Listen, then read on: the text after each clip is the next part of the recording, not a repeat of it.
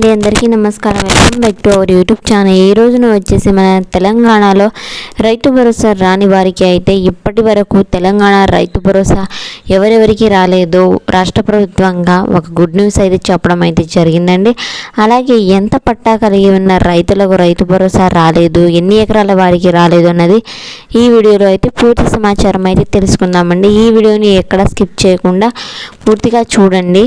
ఇక అప్డేట్లోకి వెళ్తే ఇంకా 1 నుండి 10 ఎకరాల వరకు అయితే విడుదల చేస్తామన్నట్టు మన సీఎం రేవంత్ రెడ్డి గారిది చెప్పడం అయితే జరిగింది. కానీ వారికి దీపావళి సందర్భంగా అయితే విడుదల చేస్తామన్నట్టు వారు చెప్పడం అయితే జరిగిందండి.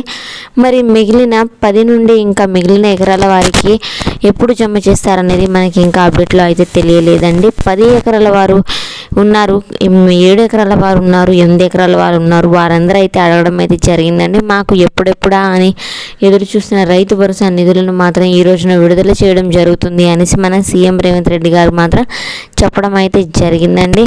అదేవిధంగా ఒక కంపెనీ అయితే వాళ్ళు నియమించడం అయితే జరిగిందనేసి మనకు ఒక కంపెనీ నియమించడం ఆధారంగా అయితే ప్రకారం సాగు అయ్యే ప్రతి పంటకి అంటే ఏ పంట అయితే సాగు చేస్తున్నామో ఆ పంటకి ఖచ్చితంగా అయితే రైతు భరోసా నిధులను అయితే అందజేస్తామన్నట్టు మన సీఎం రేవంత్ రెడ్డి గారు చెప్పడం అయితే జరిగిందండి.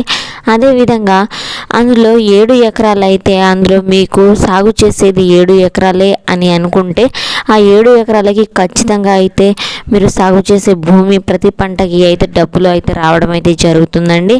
మన తెలంగాణ రాష్ట్రంలో 1,50,00,000 ఎకరానికి 4 లక్షల ఎకరాలు మాత్రమే సాగుకు వినియోగం లేదని అధికారులు అయితే గుర్తించడం అయితే జరిగిందని, దశల వారీగా మనం చూసుకుంటే లక్షల మంది రైతుల ఖాతాలో అయితే 5,057 కోట్లు జమ అవ్వడం అయితే జరుగుతుందనేసి మన సీఎం రేవంత్ రెడ్డి గారికి మాత్రం చెప్పడం అయితే జరిగిందండి.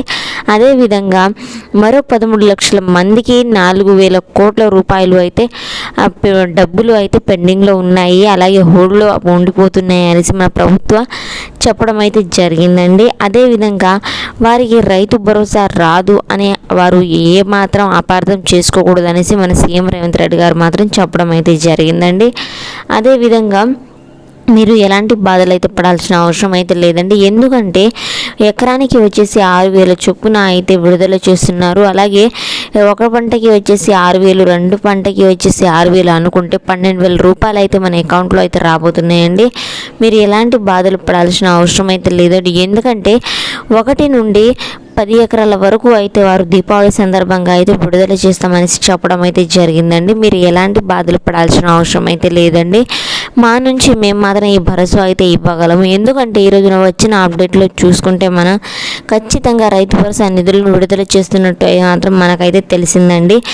మీరు మా వీడియో కనుక నచ్చినట్లయితే థ్యాంక్స్ ఫర్ వాచింగ్ వీడియో. అదేవిధంగా మా వీడియోని సబ్స్క్రైబ్ చేసి సపోర్ట్ చేసి మమ్మల్ని ఇంకా ముందుకు తీసుకెళ్తారని నమ్ముకుంటూ ఇంకా మరిన్ని వీడియోలు చేస్తామన్నట్టు మేమైతే మీకు చెప్పడం అయితే జరిగిందండి.